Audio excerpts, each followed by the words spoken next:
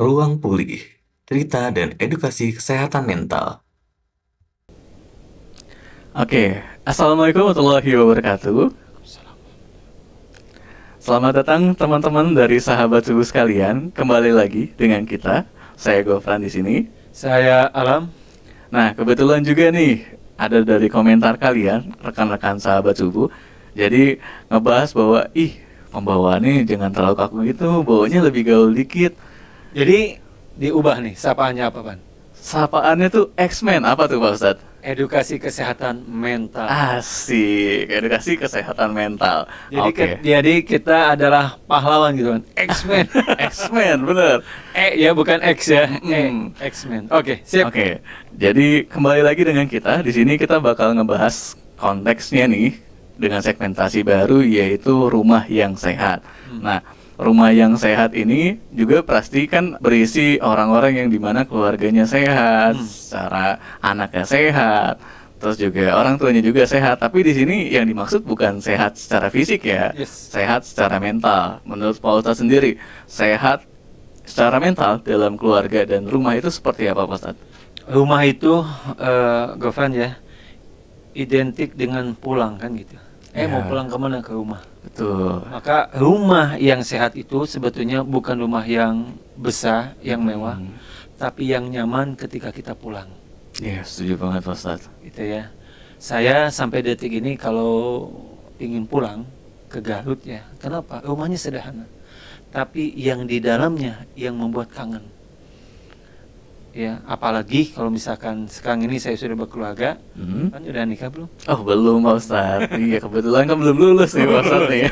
Lulus. Amin. Siap Pak Ketika Ustadz. saya misalkan pulang ke rumah, kenapa saya ingin pulang? Karena di sanalah saya merasa nyaman tinggal, ketemu dengan anak, ketemu dengan istri, gitu kan ya.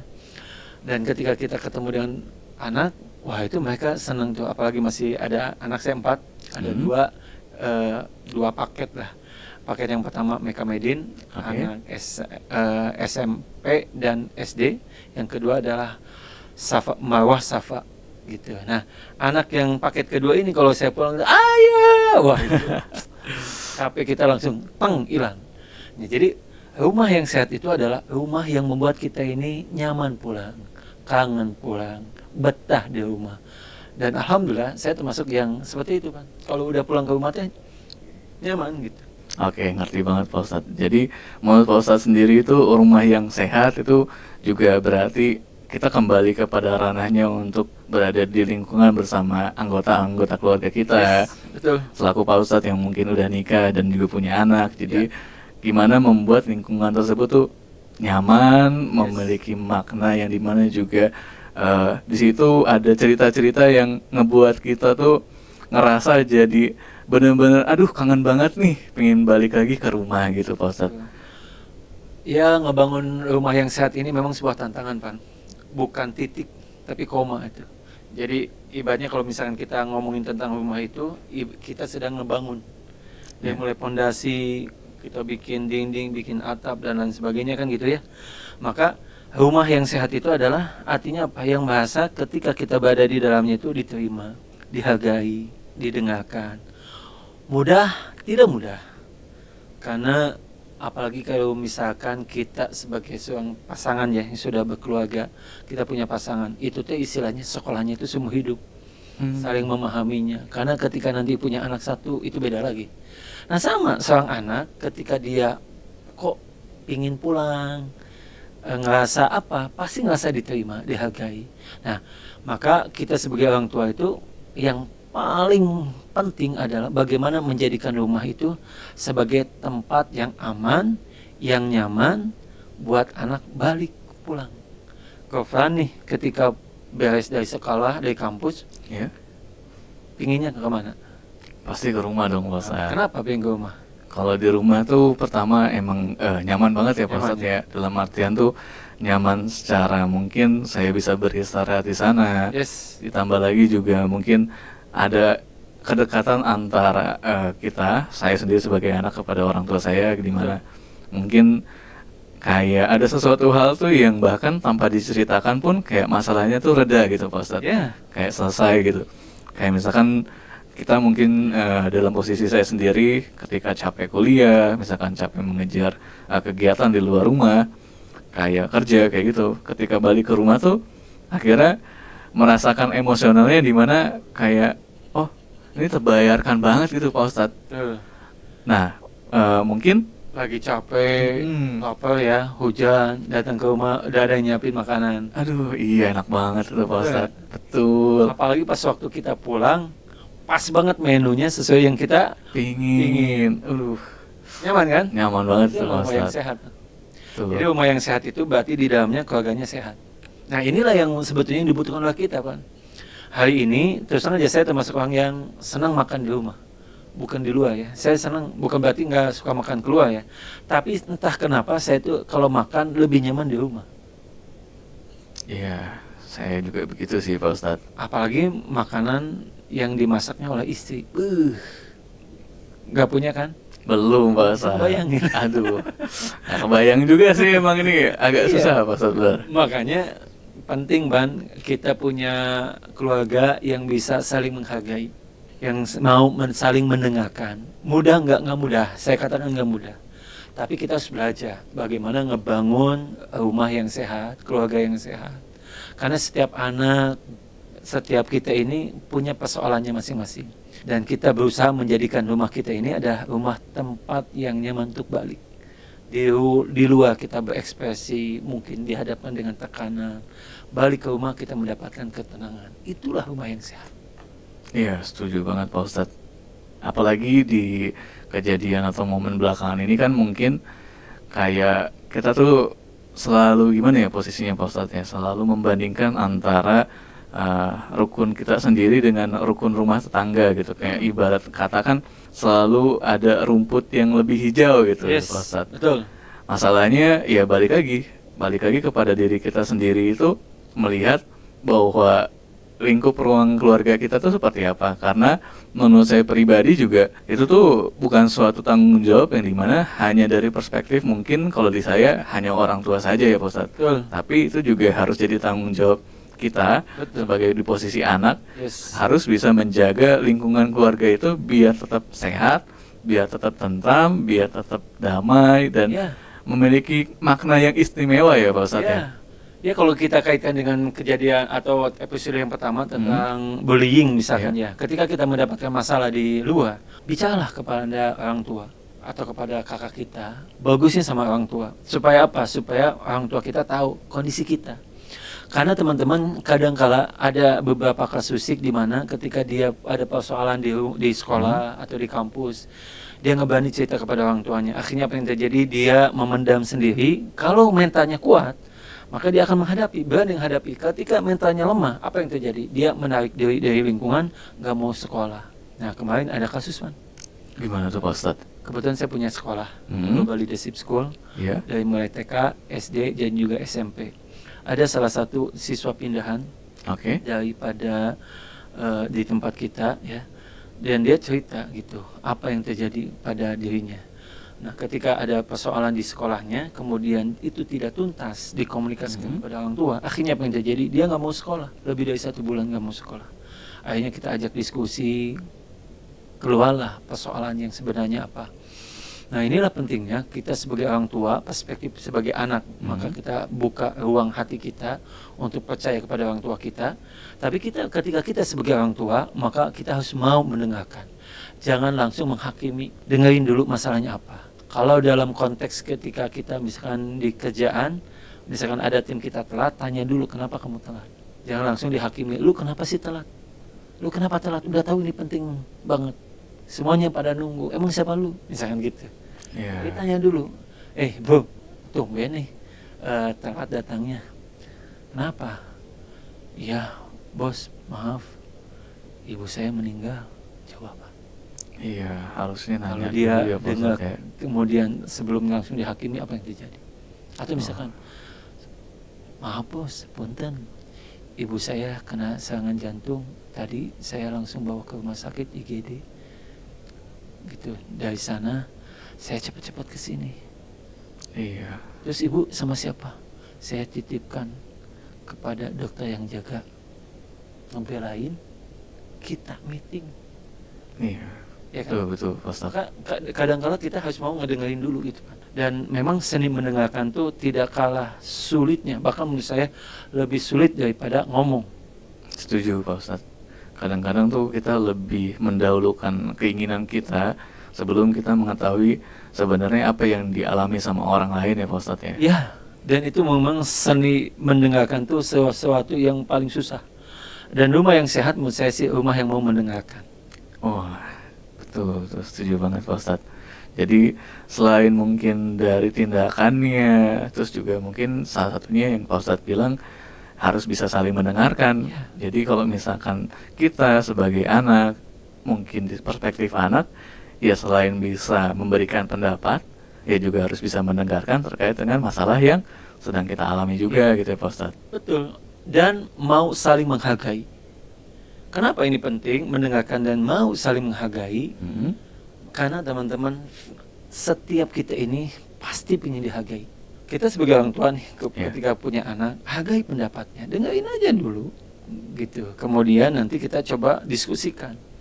Mungkin katakanlah liburan kemana misalkan, kita tanya, nak kamu liburan mau kemana misalkan, dengerin aja dulu. Atau kalau saya ngejemput anak misalkan di mobil atau di motor, saya tanya, nak tadi di sekolah ada cerita apa? Wah dia cerita bla bla bla bla bla. Kalau anak yang kecil, tinggal saya ngomong gini, terus lalu kemudian dia cerita tuh gitu. Nah anak yang gede itu beda tuh Pan. Jadi kalau 0 sampai 7 tahun anak mau tuh wah cerita. Tapi anak udah 7 sampai 14 tahun udah mulai punya role model sendiri. Dia punya tempat di mana dia nyaman. Dan kadang-kadang kita sebagai orang tua tuh mau harus ngegali itu Pan. Harus membawa kenyamanan. Dan yang tidak kalah penting Pan, rumah yang sehat itu tidak hanya sekedar mau menghargai, tapi mau mengapresiasi sekecil apapun. Contoh, anak kita nih buang sampah ke tempatnya, hargai prestasi. Anak ayah cakep. Iya, harus benar-benar bisa. Kalau bahasa ininya tangkap basah kebaikan. Biasanya tangkap basah apa? Aduh, ikan kali ya? Ikan. Di rumah biasanya tangkap basah keburukan. Anak kalau di keburukannya, langsung ditangkap. Tapi kebaikannya, kadang-kala kita sebagai orang tua tuh jarang tuh Pak. Maka sebagai ayah, sebagai ibu, sebagai orang tua, tangkap basah kebaikan anak kita. Misal nih, Gafran nih pulang, ternyata pulangnya tepat waktu. Ih, Gafran nih pas banget Pan, pulangnya tepat waktu. Nih, Mama sudah nyiapin makanan kesukaan kamu. Seneng nggak? Oh, seneng lah. Ditanya, Pan, gimana tadi kuliah? Jawabannya apa? Alhamdulillah lancar. Lancar ya. Tahu nggak Pan? Tadi pagi tuh Mama tuh ingat kamu waktu sholat duha teh. Mama doa, ya Allah, mudah-mudahan Gofan yang lagi ujian dimudahkan. Amin. Ternyata Gofan lancar ya? Alhamdulillah lancar Ustaz. Ayah seneng, Mama seneng. Artinya apa? Doa Mama teh dikabul. Kira-kira Gofan yang ngedengarnya gimana? Wah, langsung campur aduk Ustaz. Seneng ya? Seneng banget lah. Sebaliknya, kalau dibanding-bandingkan gimana? Waduh, kayak ngerasa gak dihargain aja Ustaz. Apalagi kan kita udah capek-capek. Betul. Pantangan saya itu adalah pantang ngebandingkan anak saya dengan kakaknya, dengan adanya. Nggak mau saya. Apalagi dengan temannya, dengan anak tetangga. Enggak ada dalam kamus hidup saya. Makanya saya kalau misalkan ke anak itu, ketika dia datang, nak, gimana ujiannya? Ya, aku mah tadi salah satu. Bagus salah satunya. Berarti nilainya 99 atau 90 sekian. Ya, tapi kan aku pinginnya sempurna semuanya. Nggak apa-apa. Gitu. Terus misalkan nih, kebetulan anak kita misalkan nilainya nomor kedua gitu ya di sekolahnya. Saya nggak lantas ngebandingin, kamu kenapa tuh? Kayaknya banyak nonton, banyak main game ya. Enggak sih. Udah aja, udah nggak apa-apa. Buat ayah itu yang penting kamu senang belajarnya. Itu udah cukup. Mau nilai itu bagus, alhamdulillah. Nggak bagus juga nggak apa-apa.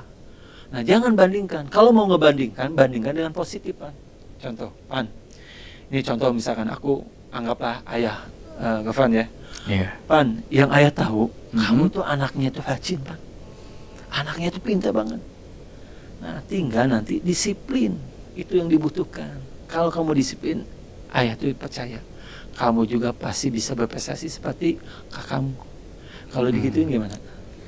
Iya, Enak karena nggak? enak lah, karena perbandingan dan cara komunikasinya baik Pak Ustadz. Tapi kalau gini, Pan, kamu kenapa sih prestasimu itu nggak sebagus kakakmu? Wah, langsung. Kamu itu sama-sama anak bapak. Mm-mm. Bapak nggak pernah ngebedain kamu itu. Semua anak bapak kasih fasilitas yang sama. Kamu kasih laptop, kasih buku yang lengkap. Kamu butuh les, bapak leskan. Tapi kenapa kamu lebih bodoh daripada kakak kamu? Dengan gitu apa yang terjadi? Langsung tara majreng ya. Sesuai dengan kasus-kasus yang sering terjadi sekarang Iya. Pak Ustadz. Kadang kan sekarang tuh malah lebih dekat sama dunia pergaulannya, Yes. sama teman-temannya, sama mungkin orang-orang yang ini kenal di sosial medianya dibandingkan sama harusnya tempat yang paling utama, tempat yang paling prioritas di dalam hidup kita, yaitu rumah di lingkungan keluarga ya Pak Ustadz. Makanya Pan, ada satu tahapan pendidikan anak itu. 0 sampai 7 tahun, anak itu seperti spon, Pan. Tahu spon ya, atau kanvas lah. Spon itu kalau misalkan dimasukin ke dalam mangkuk, apa yang terjadi? Dia bakal Berat ya? menyesuaikan berat basah betul Pak Ustadz. Maka seperti itulah anak 0-7 tahun. Children see, children do. Anak ngelihat, anak ngelakuin. Tontonan menjadi tuntunan dia.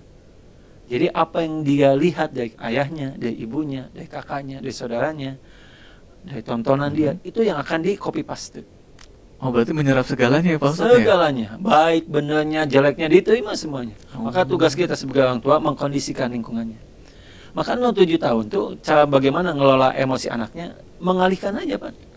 Jadi kita cukup alihkan. Misalkan anak saya usianya 0 sampai 3 tahun ya, awal-awal dia jatuh, enggak, jatuh ya, yang salah dasar misalkan mejanya. Tendang sama ayah, nggak boleh, jangan kayak gitu. Iya. Tapi ketika nak jatuh, insya Allah ya bentar lagi juga sehat. Coba tuh lihat, lampunya ada berapa? Hitung yuk, 1, 2, 3, 4, 5, hilang tuh nangisnya. Iya, malah Akhirnya fokus. kakaknya ngelakuin gitu, adanya jatuh, itu ada lampunya hitung yuk berapa gitu. Akhirnya anak saya gimana? Hilang nangisnya. Yang kedua apa? 7 sampai 14 tahun. Gimana tuh Pak Ustadz? 7-14 tahun, anak itu sudah punya daya kritis. Udah Dia sudah punya punya cara role berpikirnya model. ya, Pak Ustadz. Betul. Mm-mm. Dia diajak ke undangan belum tentu mau, ya kan? Iya. Dia udah punya dunianya sendiri kadang-kadang. Tuh. Maka 7-14 tahun kita sebagai orang tua itu harus tegas, harus punya aturan main, tapi dibicarakan dulu Oke. supaya anak tidak ngerasa dihakimi. Tapi kita dengarkan dulu, kita sepakati aturan mainnya di rumah.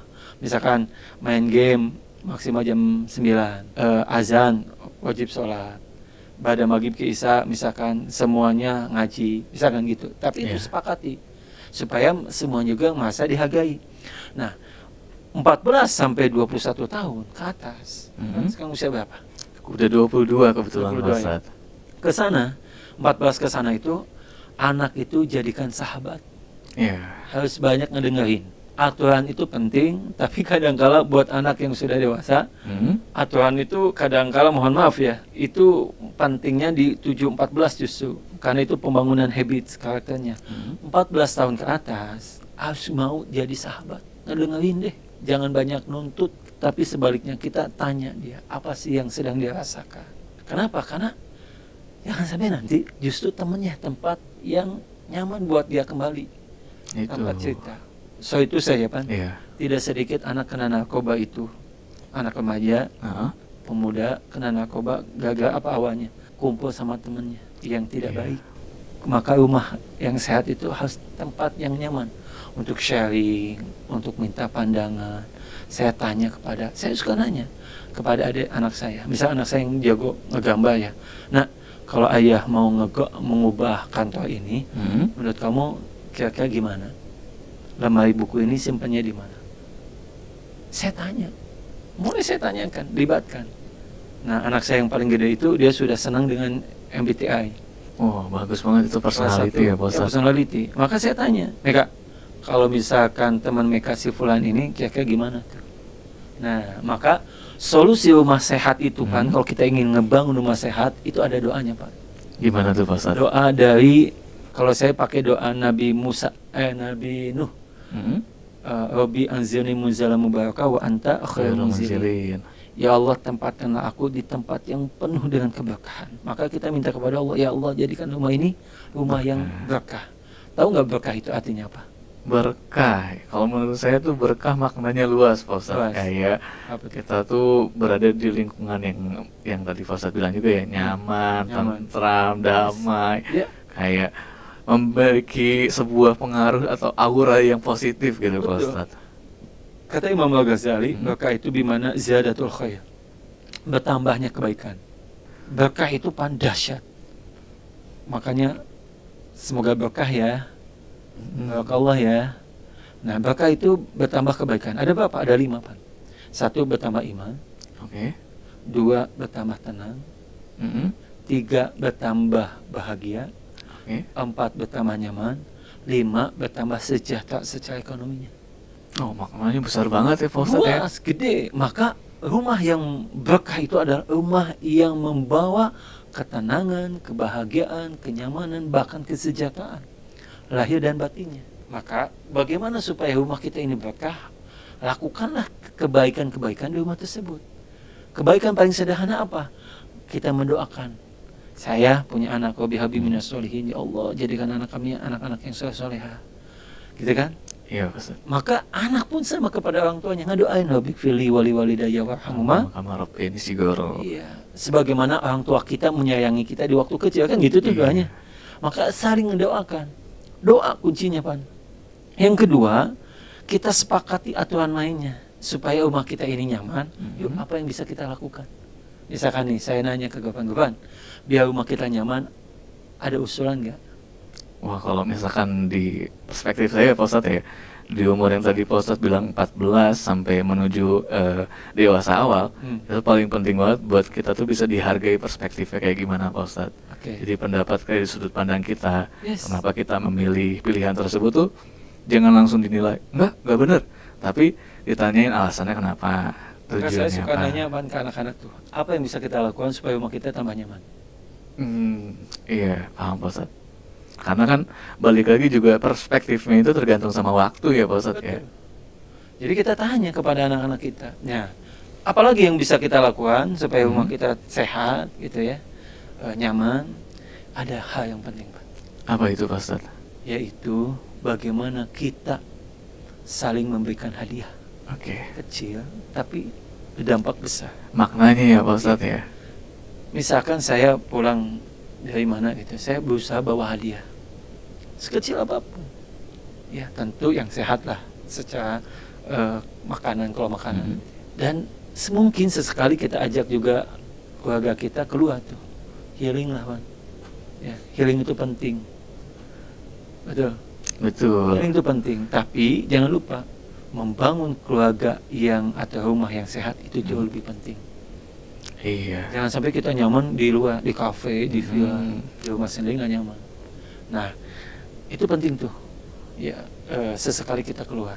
Nah, yang tidak kalah penting menurut saya nih, supaya kita punya keluarga yang sehat, rumah yang sehat, adalah bagaimana kita menjadikan rumah kita ini tempat ibadah.